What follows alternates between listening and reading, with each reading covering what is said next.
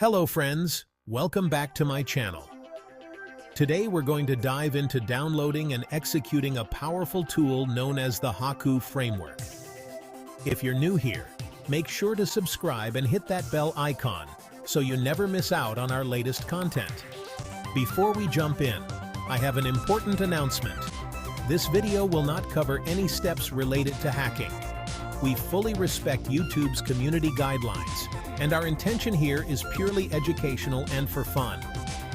So, while we won't go through any final hacking steps that might get this video flagged, I promise to guide you through the rest, and I'm sure you'll find a solution by the end.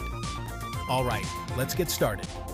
We've opened our Termux app, and the first command we'll run is, this command will update your system by fetching all the old and new packages available. If any new packages have been released, the command will make them accessible to you. Next up, we'll use the command. This will upgrade the versions of any installed packages to their latest versions.